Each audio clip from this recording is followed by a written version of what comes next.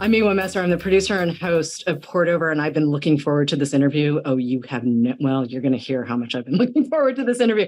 Caleb Azumah Nelson is one of the National Book Foundation's 5 Under 35. Open Water also won the Costa First Book Award. I hope I'm getting the name of that prize right.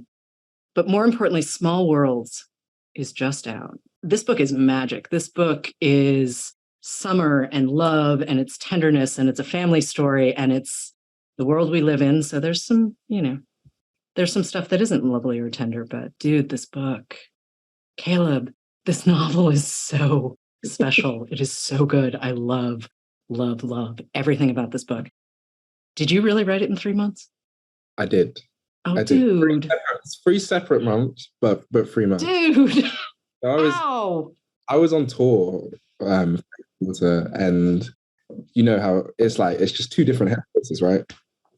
And it was getting to the point where these characters had been in my mind for the better part of like 3 years at this point, but perhaps before I'd even really finished Open Water. Okay. And actually, my editor recently reminded me that I softly pitched her this novel in the first meeting I had before she'd even bought Open Water. Okay. Like I very softly was like, I'm going to write a book about community and faith and about music. And she was like, great, let's do this one first and we'll get to the next one. But I wrote the first, it split into 3 consecutive summers. And I wrote the first summer in August of 2021, and then I wrote the second summer in Jan of 2022, and then the final one after a trip back to Ghana in March of 22, and then we were done.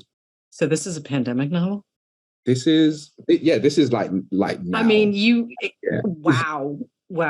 Because I love the setup of the 3 separate summers, and the way you capture time in this novel, my eyes are getting big. My eyes are getting really big as I think about this book. What's that line? I wrote it down. You have this amazing line. Since the one thing that can solve most of our problems is dancing.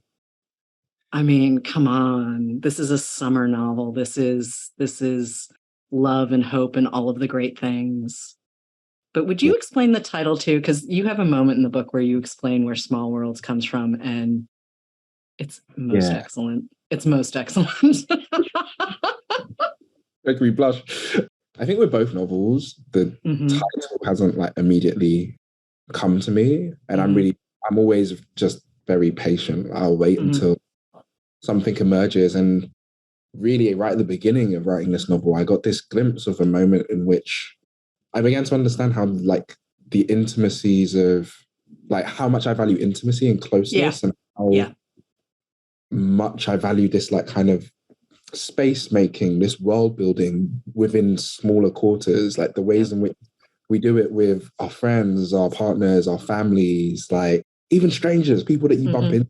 You have these like very like everyday moments that resonate with you. Like I think every one of those moments for me, big and small, were just ways of finding a little home for our freedom, just for a brief moment, Yeah, I do, because I've read your book, and it just put everything into like high relief. I mean, it's all stuff that I think we all think about this, and we all think about, this is my immediate experience, right?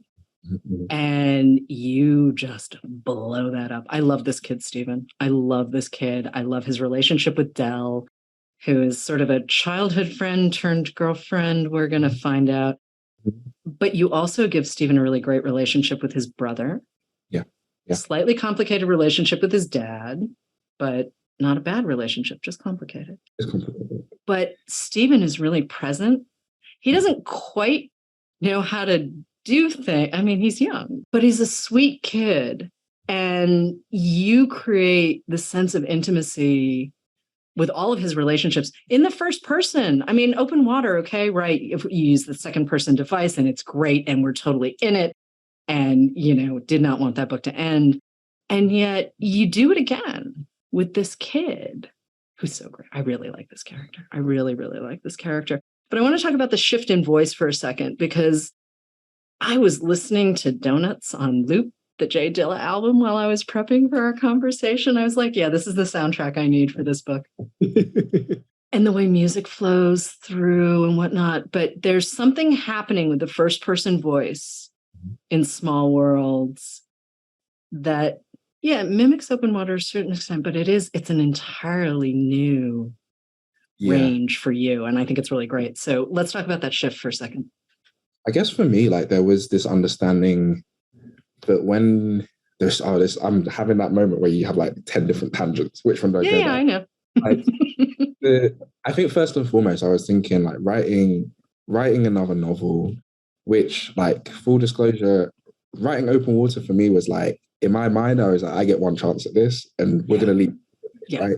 Yeah. But then on the other side of that, it's like, actually, no, you like, I get to try again and hopefully try again and again. So I was asking myself what I wanted to do this time around. Like, how could I deepen my level of craft? How could I, like, write something that expanded upon the questions that I'd begun to ask and not necessarily diverge, but walk a bit further down the road? The central thing in both novels is this notion of like how we love, how we express love, and what happens when we fail to do that. And so I was really thinking about how I could do that both within the intimacy of like one-on-one relationships, but also expanding to look at the wider community. And then I started thinking about music and the ways in which, for me, music has always been a way of, I guess with my writing, I'm always trying to close this gap between emotion and expression.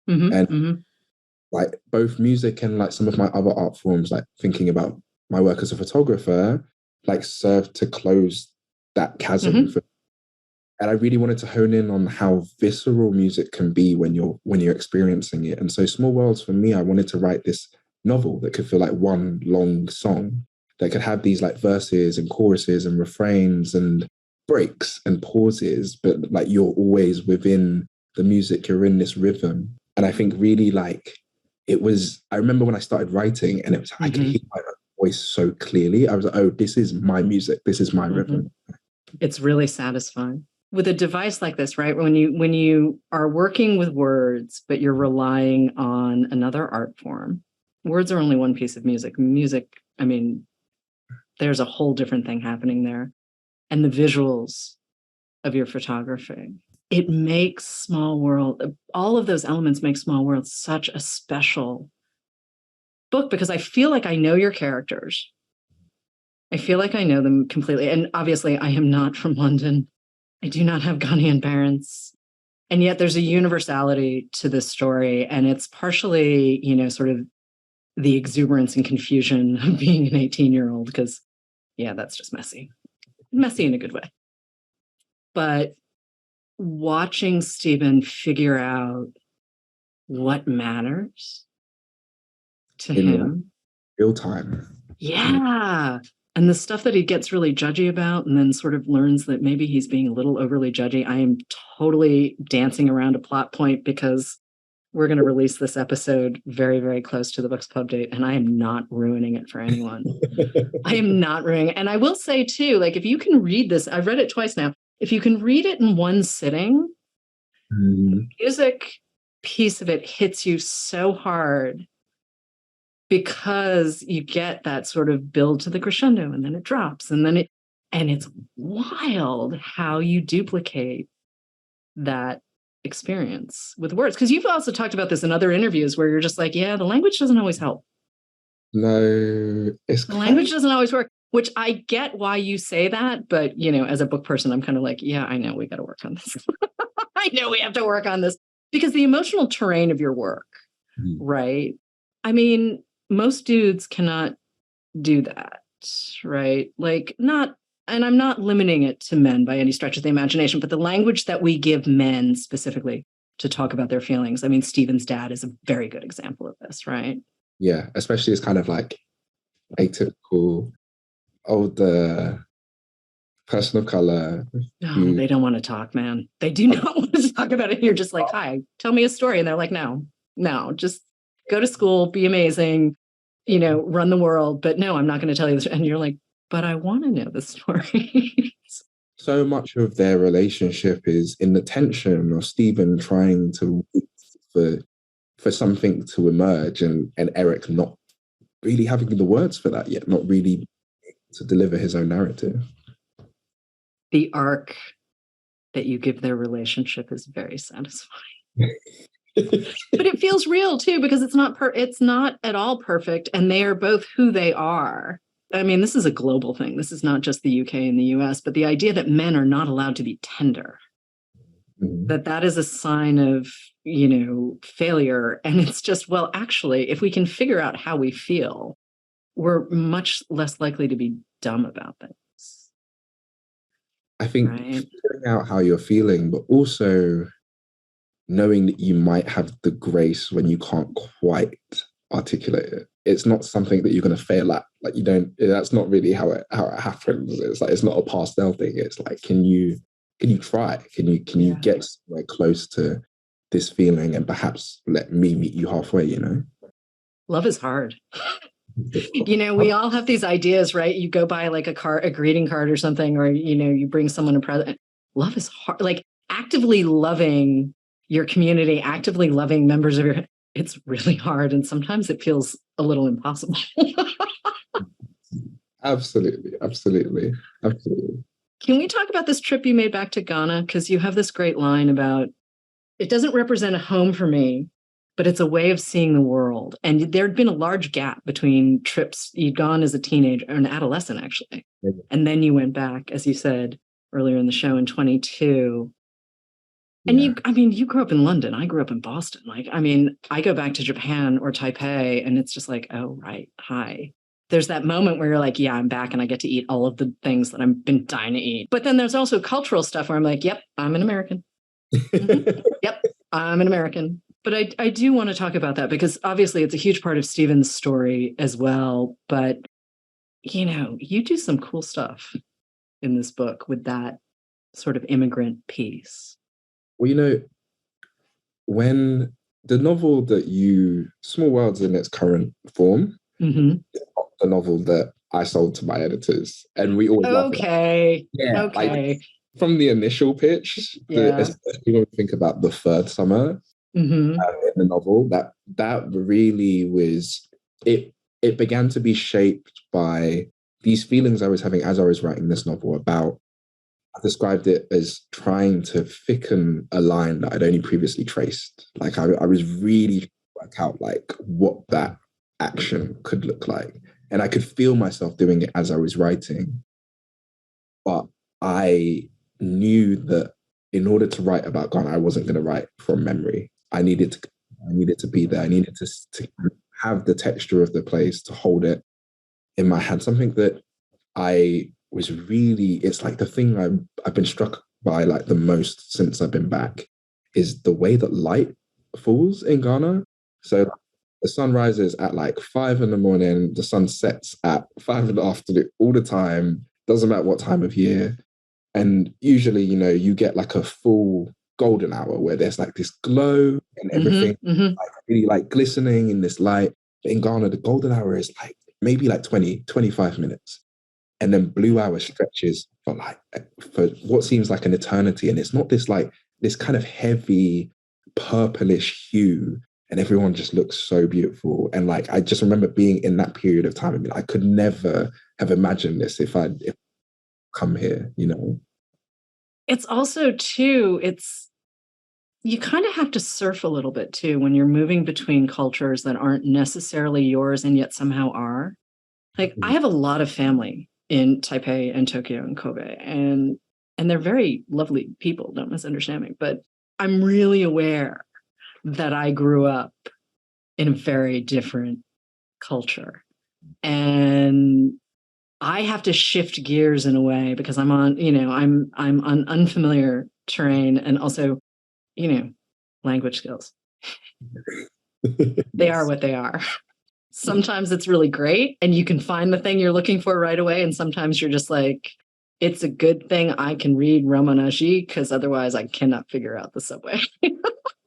For me, it's the speaking. Yeah. Like, I will sit in in a room full of adults. They'll be like going back and forth, and I'm good. Like, I'm understanding everything. And then I'll ask something, and I'm just sat there like, I can feed myself. I can maneuver. I can get around, but occasionally I'll just look at someone and say, I am so sorry. And they look at me and they're like, oh, oh, you're one of those. And it's like, yes.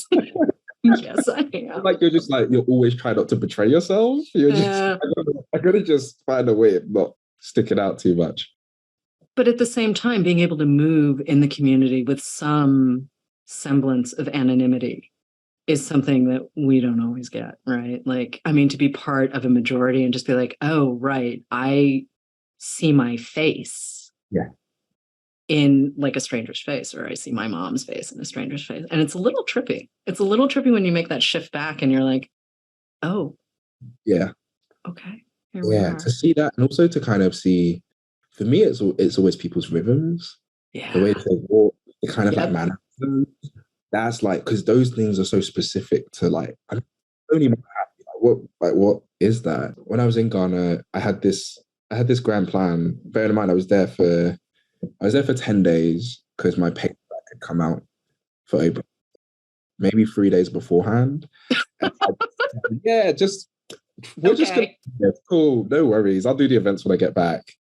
And I had this like grand plan of like going away and like, you know, being in Ghana and having this time every day where I was going to write and finish this novel. And I obviously did not write a single word, but I had all of my cameras with me. And so with kind of walking around and making portraits of people, and I've got this like big old medium format camera that I shoot with, and people would see this camera that I was kind of like trying to research and amass these images of the place, and they started, like, strangers would just start asking me for portraits, and that was such a beautiful thing. Like, and coming back, I actually had almost like this archive of that time of like maybe 200 or so strangers who had asked me for these portraits and had in a way like fostered this trust, the same trust that I had in myself to make that journey and to go to really be there, which was a really beautiful thing.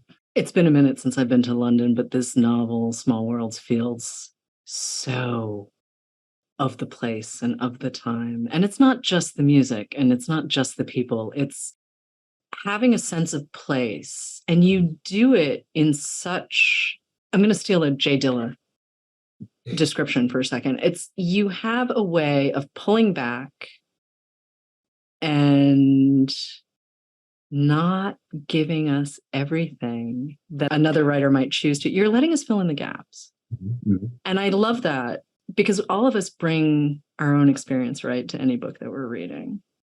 But it gave me a chance to connect with your characters. I mean, I love Stephen's mom. Love Stephen's mom, love Del, love all of these characters. You gave the brothers a really good, solid, decent relationship. Like, that was probably the biggest revelation of all. I was like, oh my God, the brothers like each other. That's awesome. That's delightful. They're supportive. They're great. They're brothers who just want to be around each other. Oh, thank you. More of this, please. But creating that landscape, right? You're building it out of your own experience. This is not autofiction. I mean, there are a couple of details that feel like maybe you borrowed them from your own life, but this is not autofiction. But you have to create a landscape. You have to build a world out of something that you know cold. But you've got to bring in someone like me who's like, okay, I'm the reader. I know nothing. Yeah. I just want to hang out with these people.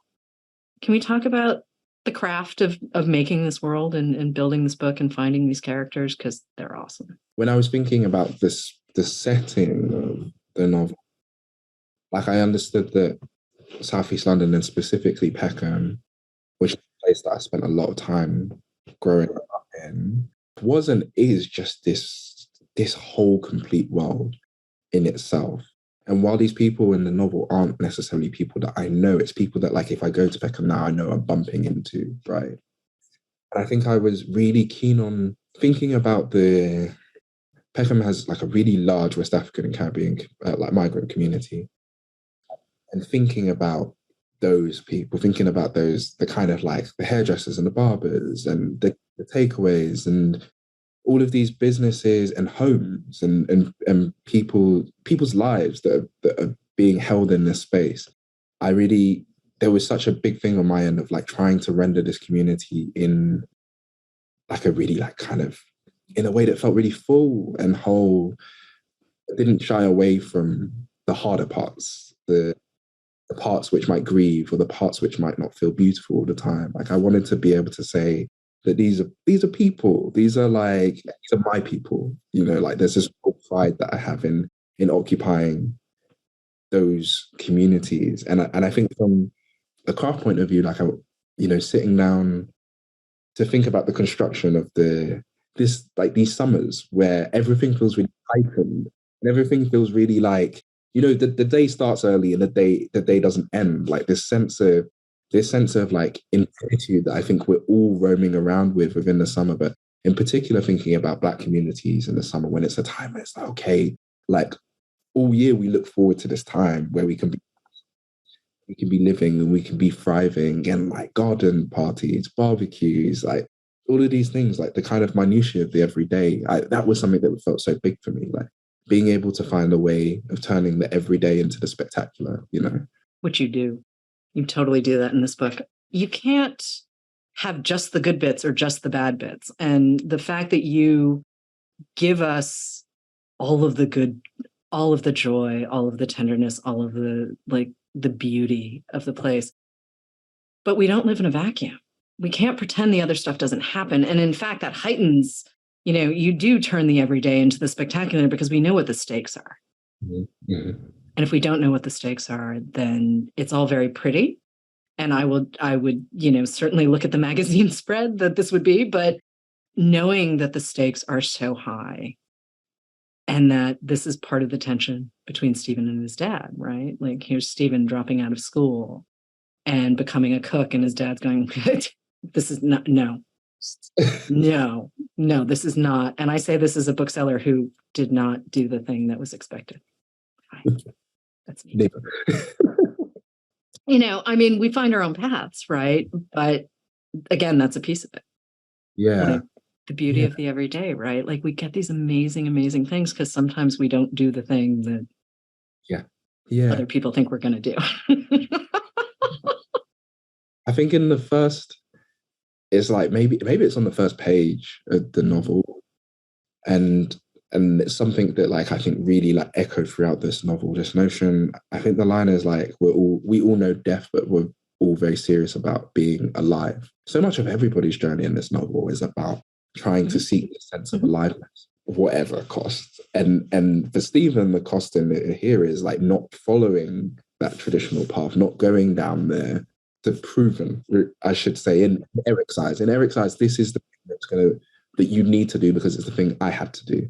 But for Stephen, he understands that there's something more that he needs to reach towards. Like there are so many moments in the novel where Stephen, Raymond, Del, all of them are reaching towards this sense of like the ecstatic, this kind of thing that feels bigger than yourself, but actually is you. And I think so much of Stephen towards himself is like is figuring out who he is and being like, this is me. How can I go towards me, I think that ecstasy, that sense of ecstasy does come out of community. It comes out of having the everyday, right? Like you don't have to have spectacular moments to think, oh yeah, this is just a good day to be me. And this is a good day to be on the planet. You were working in an Apple store and then said, okay, now I have to do the thing. Oh yeah. Now I have to do the thing. And I love that part of the story, right? Where you're just like, no, I'm just going to swing. I'm just going to swing and I'm just going to see what happens. And I'm going to take all of these things that I love. I'm going to take music, I'm going to take art and this place and my community and my people and everything else. And I'm going to make a thing. Yeah. And then we get open water, right? And open water is great and small worlds is even better. So like I'm watching this build, right? I'm watching you take all of these elements of your art and combine them and build them together. And then I discover you love NW by Zadie Smith the way I love NW by Zadie Smith. So we got to talk about Zadie for a second because NW was one of those books.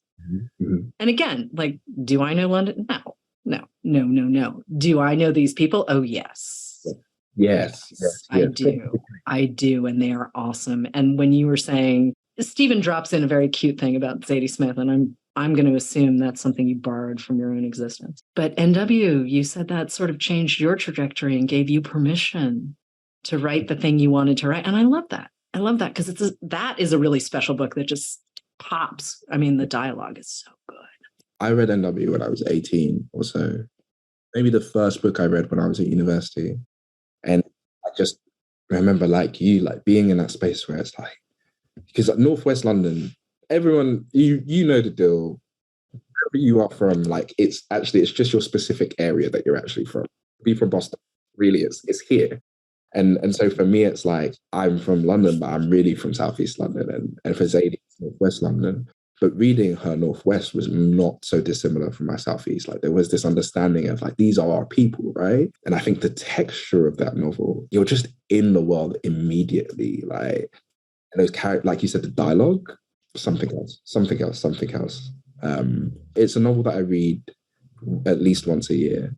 And kind of like, I think also to now count Zadie as a peer is like super trippy. Like to be like, be able to be like, oh, like let's go for lunch it blows my mind a little bit, just because she's such a big influence on my work.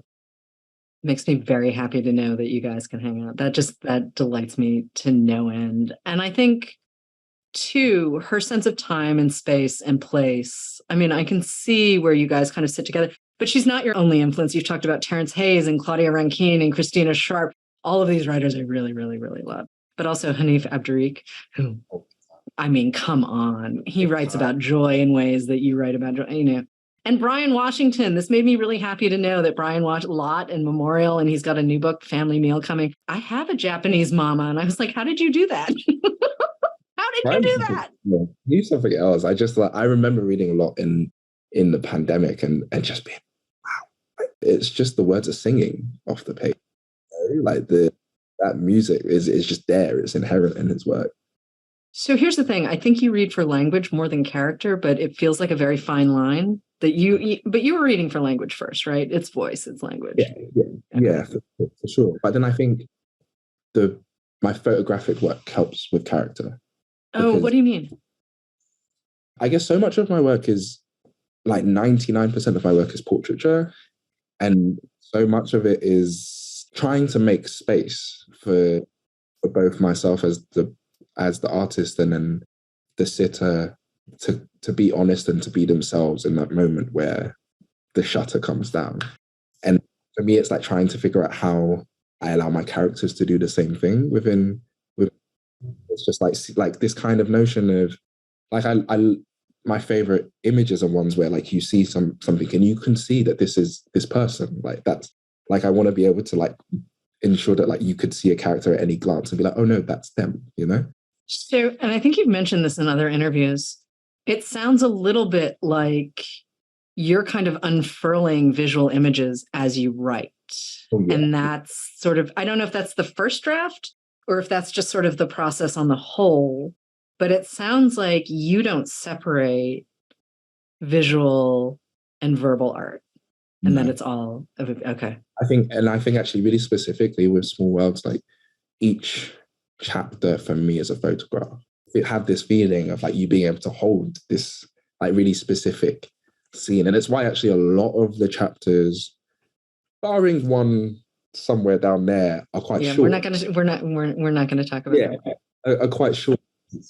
The payoff for the longer one, I'm gonna own it right here. I half Japanese, Bostonian. Crying is not a factory setting. I just want to be clear about this.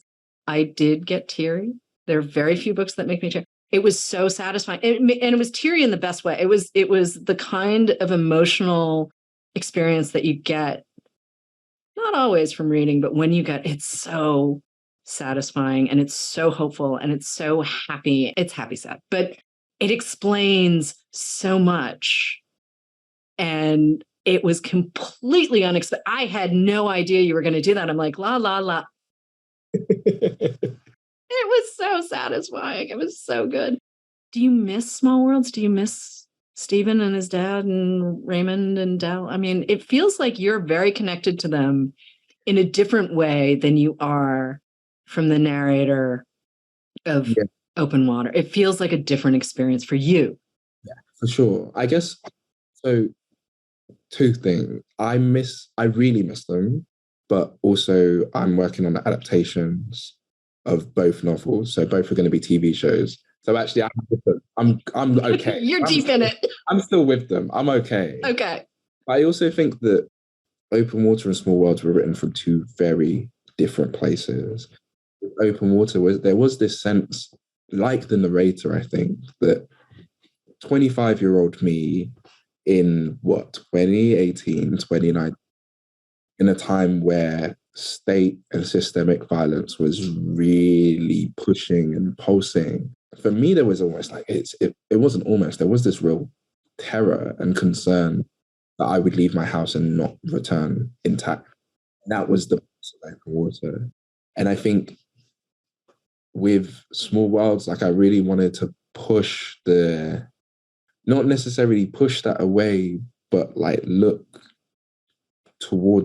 within towards myself and the community and the spaces in which we can have some freedom away from that terror, even though it's not something you can ever let go of. It's something that just, it coexists. It's for me, it was like, I'm trying to understand how I had grown from that time, and also thinking about the ways in which we don't ever forget those things, but we make space, you know? It feels really subversive to be able to claim joy in the face of a reality that wants to deny joy to certain members of our communities. And I think that is such a powerful thing to be able to say, that I do get to have the good bits, and I get to have the love, and I get to have freedom. I mean, freedom, it shows up in so many different ways in both novels. I mean, especially Small Worlds, but in both novels, freedom is experienced in wildly different ways. There are different expectations of freedom. And I think that expectation really jams up a lot of people. I think expectations are the thing that, you know, you can have the thing that's here, right? You can have the moment and the expression and the pure pleasure, even if it's something as simple as like ice cubes in your drink kind of thing. Like, I mean, tiny, tiny stuff, right? Or, you know, you take a bite of a sandwich and it's the best sandwich you've ever had. I mean, these things happen. They happen, but it doesn't mean that the world isn't the world. And it doesn't mean that we're sitting in a corner going, well, nana, nana, boo, you can't make me see this. It's not that. It's just, it's really subversive to be able to say, I understand that's there. I know that's there. I feel it every day. I experience it every day. And at the same time, I am going to find the most incredible tiny thing, and I'm going to let it bring me joy. I love that for us. I really like, that is so important, even if it's a line that's repeated, right? Like, dancing is the thing that's going to make it all better. I'm paraphrasing you poorly, but the characters who say that, like, everyone gets a moment with that line. Yeah. Yeah. This kind of, because even though this is Stephen's novel, it really was an opportunity for me to like have these moments where everyone could really like rise and really like take a moment for themselves, you know? But also the Stephen that we meet is a product of all of these people, right? There's this line in Japanese, okage-sama de, right? Which is, I am who I am because of you, is like a vaguely literal translation. But he is, like, his parents made him who he is, not literally from DNA, but also like from upbringing and their experience and, you know, all of it. And watching his brother be Raymond, you know, Raymond seems to have a little firmer footing on the ground, but he's also older. I mean, all of these, or his Aunt Ya, right? Like, and what happens to her, Uncle T, all of these people, they're all part of who Stephen is. And I love that that is always clear, that we are not like... It's not, no. It could never be. Right? Like, why would we not want to have community? Like, never. I mean, yes, there are times where, you know, you're stuck at a dinner with a family member and you're like, oh, hi. Oh, yeah. Hi. I remember this part. And you just kind of nod and smile, bop your head around. Pass the peas, please. But it's also like, you know, even that is like, it's still, you still get to go back to whoever and tell someone about that, you know? Like, yes. Oh, those stories. Oh, those stories are meant to be ridden like ponies. Yes. Because you're like, hi, this is my world. And yet I wouldn't trade it. I would not trade it for a second. I would not. And I mean, I wouldn't trade any of it. Okay, so you're working on the screenplays for both of these books, which I'm delighted to know, because also the idea of you working in a visual format, your language is very spare in the good ways, but the idea that you've got to strip down very tightly written novels for the screen. One, I want to see how that happens. I want to see what's going on. But does that mean we have to wait for another novel? Because you There have stuff is happening. no. I think there's another one coming sooner rather than later, which I think is going to be. I think writing Small Worlds, I realized that the novels were existing in this kind of loose trilogy about Black art, reaching towards freedom. I think the third one it's beginning to do that thing where it takes on some shape. I'm really, really excited. It's a return to two people. It's a return to a couple. But yeah, right. I'll be patient. I will sit here quietly in the corner and be patient. But can you see the hamster running in my brain going, okay, it could be these people. It could be these people. I'm hoping it's these people, but I'm just going to sit here quietly and let Caleb do the thing that Caleb does. Okay, who are you listening to this summer? Because you turned me on to Dave too. Like how I miss Dave, I don't know, but I now have a Dave playlist that is entertaining me to no end, and I think I think Dave is my summer. I'm late. I'm totally late to Dave. But who are you listening to? Who should we be listening to? Okay. Well, then, yay. All right. Then I found my thing. No, you're good. Dave, I'm listening to a lot of Marvin Gaye of late, actually. Oh, that's totally sad. I mean, sad story, yes, but the music is amazing. It's really, really beautifully satisfying. Yeah. I try to listen to an album a day. It's like my quiet. Oh, wow. Okay. I don't even know where the phone is. The album is running and it's on airplane mode and we're good. There's this incredible rapper called Billy Woods. Okay. Who is really unconventional in style, but he has an album out called Maps at the moment. I think his songwriting is so novelistic in form in the way that songwriting reminds me of Jazz by Toni Morrison. That's okay. I do not take that lightly. I'm gonna, Caleb, I am trusting you. I will go hunt that album down, but I am trusting you. Jazz is a novel that I absolutely, absolutely love. If I had the luxury of doing what you can do with NW and reading a book a year, that would be one of the ones. Jazz was the novel that I think most directly influenced me. It was the thing that I read just beforehand. Okay. Hey, have you ever read Gail Jones' Corregidora? Yes, yeah. I figured you had, but I was like, there are not many people that I get to say, have you read Gail Jones' Corregidora too? And have them say, oh yeah, of course I have. Oh man, yeah. That one, I was also, I think I read that right at the beginning of 2020. Like you, I started being like, have you heard of Gail Jones? Have you read this novel? Something else. T.S.A. Lehman turned me on to her. I was like, I am so late. I should be embarrassed. And I read it. It was one of those, like, when you get to just sit down with a book and be like, it's like you listening to an album a day, right? Like the whole world falls away and you're just like, yep, I'm good. I'm good. Yeah. Gail Jones was that for me. Jazz is that for me. There's so many. Books are a really cool thing. Really are. And you've done a really, really cool thing with Small Worlds. I'm so in love with this book. I'm just so in love with the joy and the tenderness and the characters and also the swampy summerness of the whole thing. Like summer is a really specific choice. But that said, I knew this was going to happen. I knew we were going to bump up against time. I knew this was going to happen. I could do this for hours and hours and hours and hours. Like I just want to sit on a bench somewhere with you and just go through your playlist. I have one of these weird epic 20-hour playlists, and now I get to add Dave to my playlist. It's so good. I mean, it was going back to Jay Dilla and Donuts. I was like, okay, yeah, right. I'd forgotten how much I love this album. I know. I should not have forgotten how much I love that album, but I did. And now I have Dave. And I'm like, okay, my summer's complete. He's something else. Caleb Azumah Nelson, thank you so much for joining us on Port Over. Small Worlds is out now. If you haven't read Open Water, go back to that one too. Thanks. Thank you. I'm Miwa Messer. I'm the producer and host of Port Over, and Temple Folk is an extraordinary story collection. This book is so special. There is not a single story that's out of place. There's not a single sentence where a word is wasted. It is such a special story collection.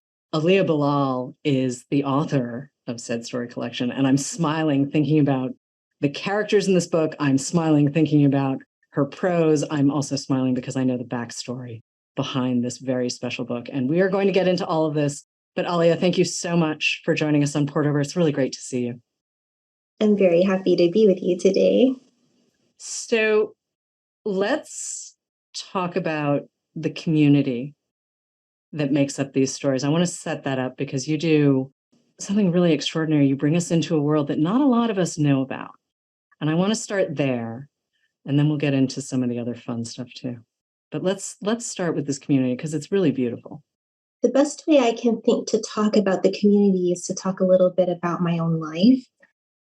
I grew up rather bookish, and in my explorations of literature, I never saw characters that reminded me of myself, even among Black writers. And I wanted to challenge myself to try to recreate the world that I knew growing up. Everything in the book is imagined. This is not autofiction. However, it does draw from what I've come to know about the African American Muslim experience, and specifically the Black Muslim movement. Mm-hmm. The world really draws on this history of African Americans who are moving out of the Christian Protestant churches into the Nation of Islam, and then abandoning the Nation of Islam around 1975 and moving into Sunni Orthodoxy. So the book really chronicles that transition, and we see a community in flux throughout the course of the stories. There are 10 stories. You capture an entire world in each of these stories. I read a lot of short stories, and I'm thinking back on how great it was to read this collection for the first time. And you don't necessarily use names that we might expect to see, but it's very clear who you're referring to if you know your history, right? Your American history. And you give voice to so many people in really unforgettable ways. And we're going to talk about all of these stories in sort of a very spoiler-free way, because you are very good at delivering a little bit of a punch in each story that is always really emotionally satisfying. So we are going to dance a little bit around. And I mean, I mentioned a couple of stories to you before we started taping where I was like, oh yeah, I was not expecting that. I was really not expecting that. So when did you start writing short fiction? Because you had a grant to study in China, which we will come back to that. So you've done a lot of academic writing and you've had nonfiction pieces published, but when did you start writing short stories?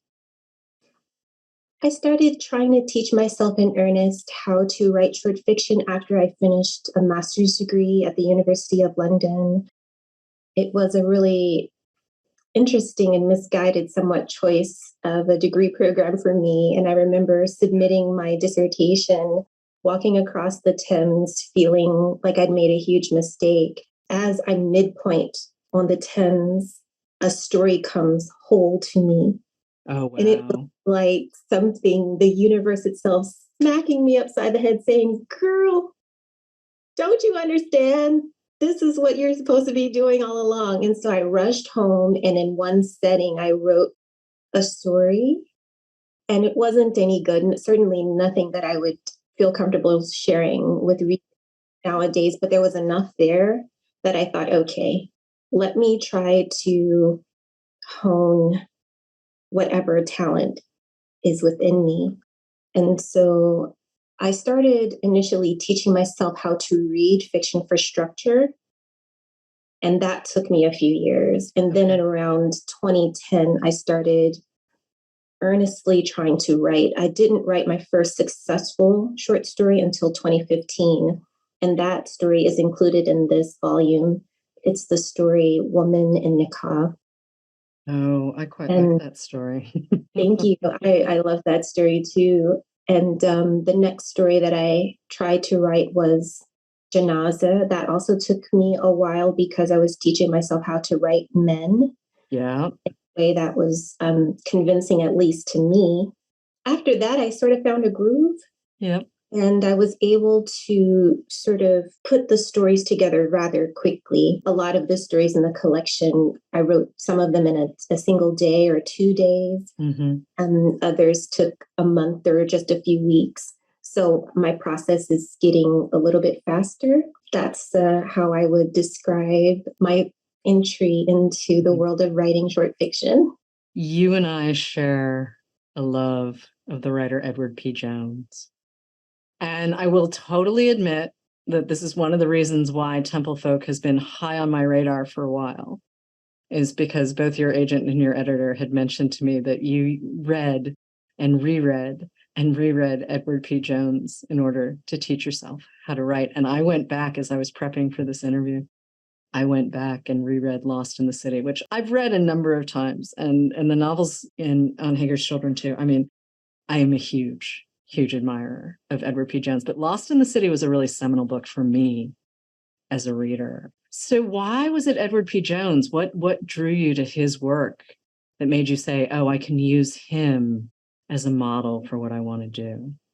The first time I read Edward P. Jones, I think the first story I was introduced to is The First Day. It's a rather short story about a little girl going to school for her first day, and she learns some things about her mother on this journey to school. And as I was reading that story, it felt like first love. Mm-hmm. My eyes crossed. And I knew I was in the presence of a master. Mm-hmm. And I also just recognized the rightness of his perspective on the Black experience. It wasn't saccharine, it wasn't caramelizing, nor was it pathologizing. Mm-hmm. It was straight up and down the middle. And in his work, I just saw this plea, this thesis at the center of it all, saying that we have the same capacity for virtue and vice, mm-hmm. for achievement and failure as all other people. It was just so plain spoken and elegant, and everything I wanted to be, mm-hmm. I found encapsulated in this collection. I just became a devotee. Mm-hmm. And I think my writing style is certainly my own. However, there are little things that I add into my stories because I wanted to be very clear the lineage, that I see myself as someone who's inheriting a legacy that he's founded. What are some of those little additions, just for listeners who might not be as familiar with Jones's work as we are? Yeah, so for instance, I make reference to Lorton Prison. And Lorton, I think, went defunct in the 1970s, but I place Lorton in at least one of the stories because I want to create that continuity. I want the world of Temple Folk and the worlds that he creates in his short fiction to feel contiguous in some ways. And that's one of the ways that I do that. There are a few other things that I do, but really I don't see it as imitative so much as I see it as letting him know with these little bat signals, like, mm-hmm. I listened, I paid attention, and I love your work, so. And he loves Temple Folk. This is the first book he's blurbed in 15 years. I almost fell off my chair when I read the blurb that he gave this book, and anyone who picks up Temple Folk can see what Edward P. Jones has said, but it is marvelous. And yes, he has not blurbed a single thing in a very, very, very, very, very long time. So again, this is part of what got me excited. I mean, your stories aren't just set in DC. They happen in lots of different places, but elegant is a word that I would use to describe your prose. And the way I got caught up in the way you tell stories, and you flip between the first person and the third person. It's not like everyone is consistent. And the last story in the collection, which is more almost like a novella. I mean, it's not technically a novella, but it is a very long short story. I love that story. And, it's just one of the ways you talk about hauntings. But I want to bring up something you say in that story because it made me laugh. And Angela Flournoy also is someone who blurbed Temple Folk, and I quite loved the Turner House. But she's the one who introduced me to the idea of haints, because there's a haint in Turner House. And if you haven't read Turner House, please go read Turner House. Your narrator, her aunt, says, you're going to keep dressing like that, you're going to get a haint. And it's that collision between sort of the Southern Christian and the Black Muslim experience. And it sort of sums up everything right there in that one line for me. Can we talk about the evolution of that story? Because it's a knockout, that story. Wow, thank you. Due North, I would consider to be the central thesis of Temple Folk. Okay. The project of this book goes slightly beyond simply wanting to tell the stories of Black Muslims. I'm really trying to engage the academic discourse of African American religion and find a way to situate the Black Muslim movement within Black religious history. When I was teaching myself how to write about this world, I was approaching it from a framework that I had learned growing up in the community, which was that we, African American Muslims within this particular community, were reverts. And revert is a term that's particular to Muslims in Muslim minority contexts in the West. Okay.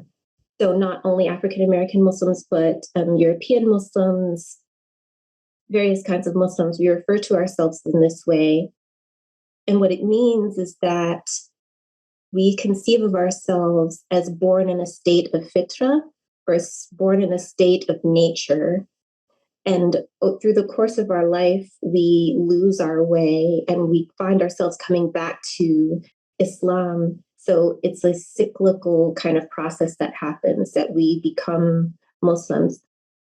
And for African Americans, there's a second layer of meaning to that, where upwards of 30% of us were Muslim when we were stolen from West Africa. We come to America and become Christianized, and we become Muslim again. And so it's that same kind of pattern. And I was trying to write fictions about this world from that perspective and getting nowhere. And I finally realized that there was something fundamentally flawed about that thesis, at least when it came to approaching a fiction, that what I was trying to describe was more of a continuity, a kind of progression from one idea to the next, as opposed to a return to an old idea, an original religion, or something of that sort. I think all of the stories do something to show the movement forward, but Due North in particular really summarizes this progression.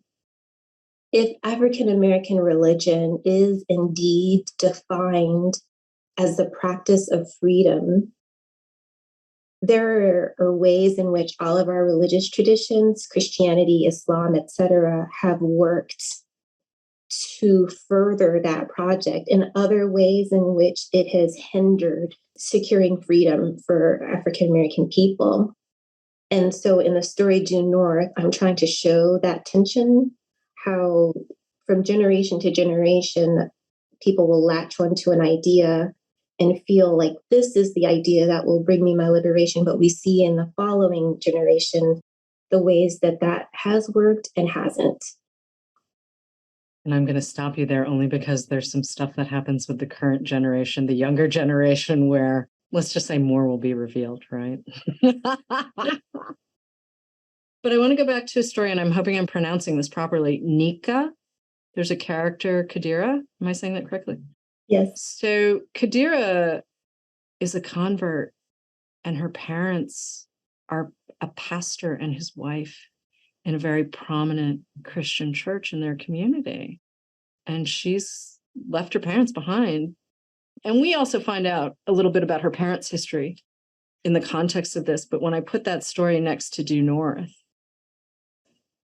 you're covering a lot of ground. You're covering a lot of ground with two very tightly written stories. But here's the thing, with a story like Nika, do you start with the character, or are you starting with that premise that you just told us about with Due North? Because your characters are so alive, men and women, regardless of age, they're so alive on the page that I have a hard time thinking that you're just starting with an intellectual idea that somehow you get this voice, right? Whether you end up telling it in the first person or the third. and you kind of go from there. Well, with Nikah, that the origin point for that story, the nucleus really of that story is the biblical tale of David and Bathsheba. Yep. I started reading the Bible a few years ago and was really stunned by my reading juxtaposed to the sermons that I was hearing about these biblical stories. It's not hard to be scandalized by the contents of any religious text, like not singling out Christianity. But I was a little scandalized by some of the stories that I was reading in the Bible, and particularly the story of David and Bathsheba, which in the sermons I was listening to from these Protestant Christian churches, they framed that story in one way. But to my reading, I saw, like, this is pretty racy right here. You know, this is rather interesting. And the story sort of built itself around that. Okay. Even though, I mean, so structuring the story, David and Bathsheba, that story was the core of it. But when I think about what I hope the reader takes from the story, it's really a portrait of Muslim normalcy. This idea that there's a way in which Islam is depicted in the West, and then there are the ways that ordinary Muslims actually live their lives. And it's something that's rather easy to bypass, you know, if you're not really paying attention. I mean, every story presents its challenges and has its own point of entry. And I typically think that stories are contained in their ideas, at least in the way that they occur to me. I will not see the images I need to begin writing if I don't have a very clear notion of the forces acting on the story. I will not be able to imagine the story. And so it's often important for me to work that out first before I begin the writing. Because one of the things I keep coming back to whenever I think about Temple Folk, whenever I think about your stories, separate and as the collection, the voice is really, it's gentle and it's loving and it is very elegantly done. It's attractive, it's engaging. It makes me want to sit with a community that I know very little about and have very little experience of. And yet you've made everyone in these stories feel very, very relatable because they're so human. And I'm having a moment where I'm like, well, wait, you just described a process that actually I sort of, just from reading, thought, oh, wait, she must start with character because the voice is so strong in every single. And I understand exactly what you just described, but it's funny how close I feel to these characters when I have, again, very little experience of them. But I especially the women are, I mean, you do a great job with the men, please don't misunderstand me, but like Sister Nora, I'm thinking about Sister Memphis. Like, there are some women in this book. They're great. So when you're sitting down and you're assembling this collection, and this is also a way for me to set up how we got this book published. Were these the 10 that you knew you were going to use, or were there more that you said, oh, maybe not? Because you had sort of a different path to publication than some people. Yeah, so I had 6 stories on the ready, and those are the 6 stories that I submitted to my editor, Yadan Israel. The other 4 stories, the longer stories, all of them were written in the last year. I had one other story that I was planning to include in the collection that I had also intended to write in the last year, but working through the ideas, I realized it was rather flimsy and dark. I try to write work that is serious, but where there's always some light that enters. And this story, there was no opportunity for that. And so I abandoned it. So these are the 10. So Yadan, who's a senior editor at Simon & Schuster, put out a call on Instagram. And he said, I'm looking to publish differently. And you didn't even have an agent. You sent him the 6 stories. And he turned around and said, hey, I want to publish this, but we need to get you an agent. And your agent happens to also represent some other authors I quite like, which was very fun. But this is entirely unheard of. This is not typically how things go. And I'm smiling just thinking about it because, special books, special circumstances, it doesn't work this way always. But I love that you found the right home in the right way. And it wasn't exactly what people were expecting. No, it wasn't. I still marvel at it. And that's part of why I treat every step of the process like something holy.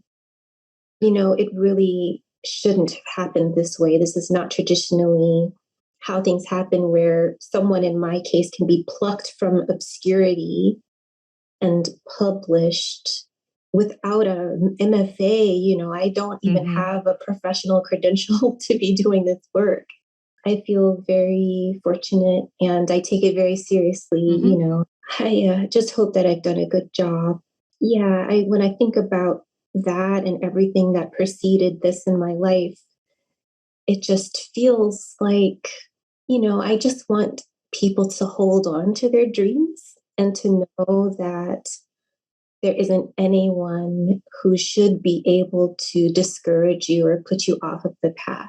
As long as your compass is strong and you have an accurate assessment of your own talents and abilities, just keep going. And I just hope that everybody can have a moment like that in life, and whatever their field of pursuit, where they are just given an opportunity to show what they can do. Well, Temple Folk 2 is a really good reminder that reading is an active community, right? It's not something that you do.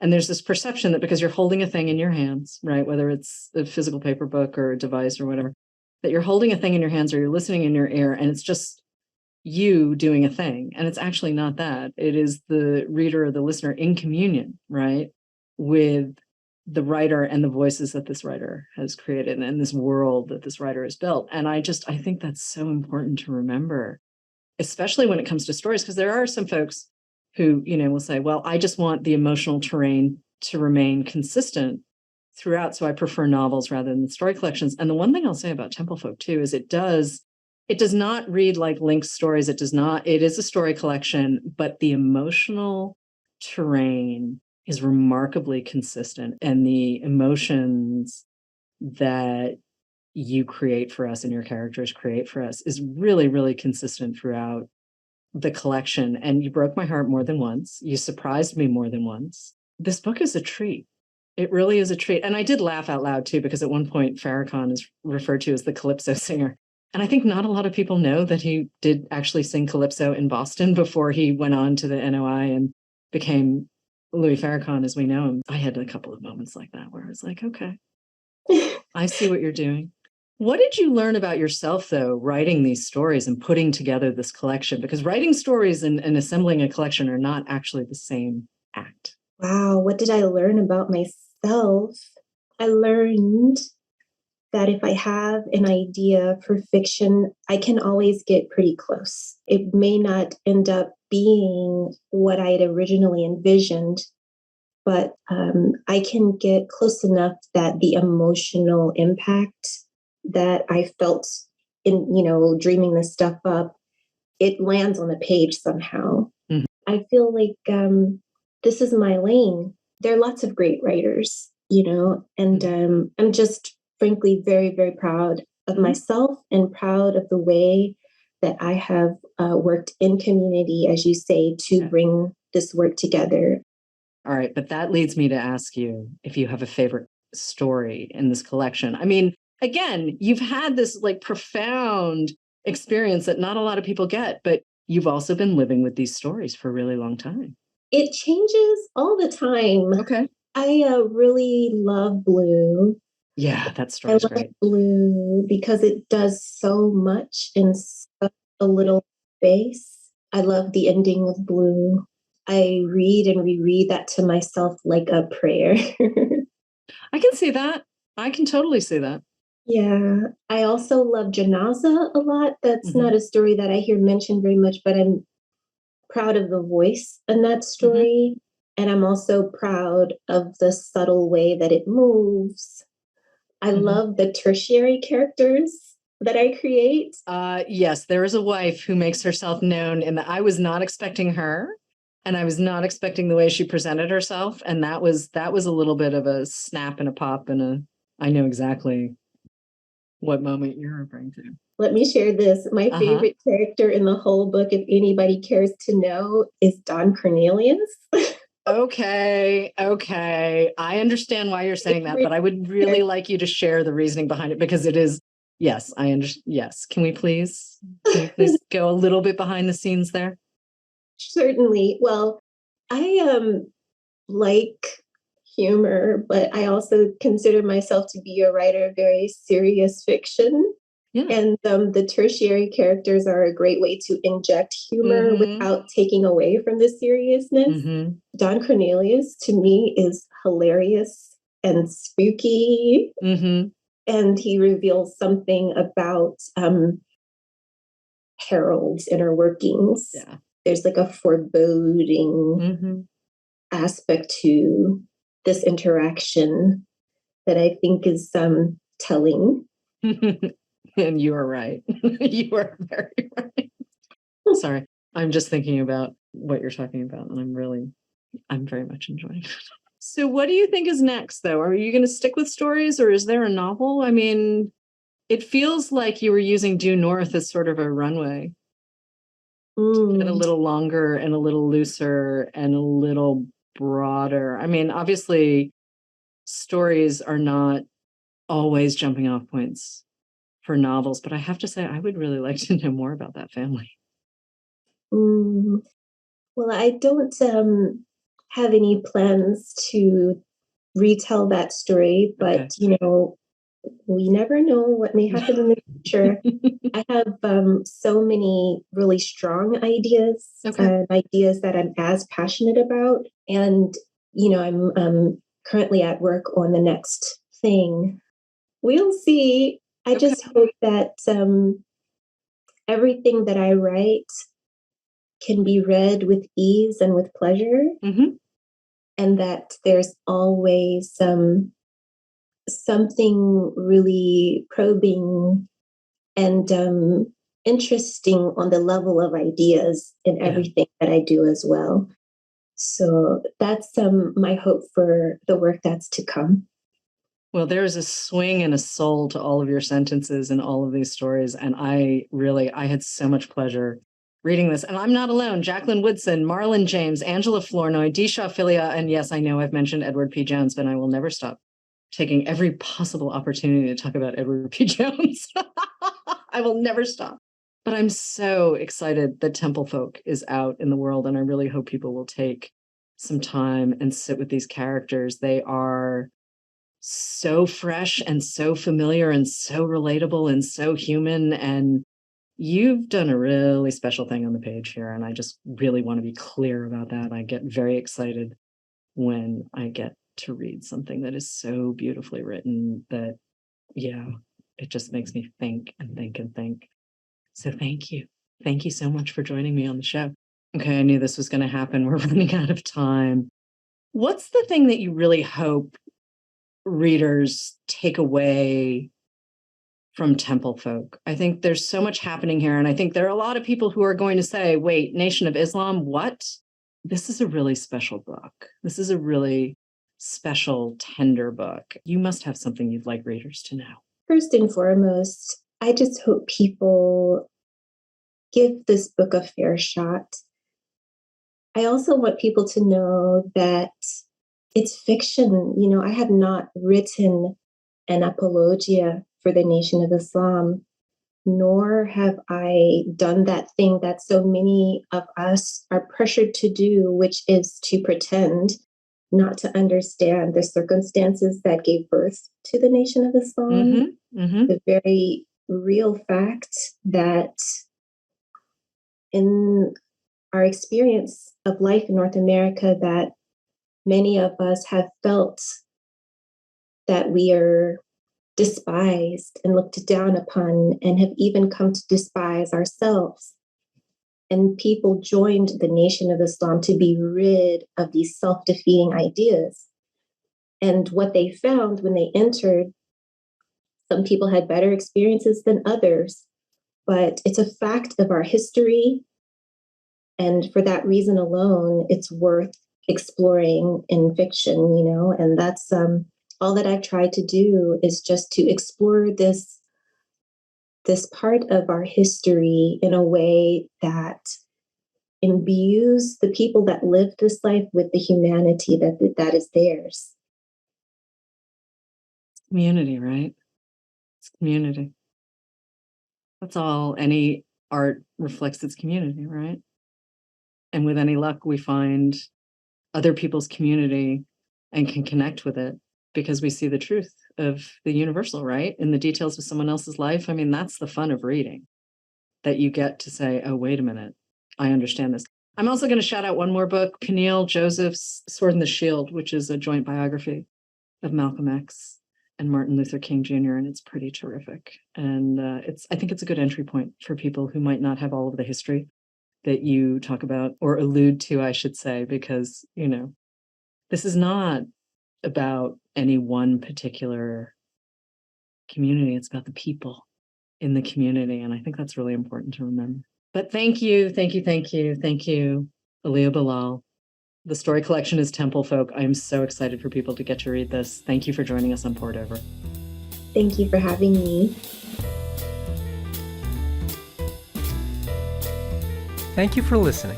Poured Over is a Barnes & Noble production. To help other readers find us, please rate and review the show wherever you listen to podcasts.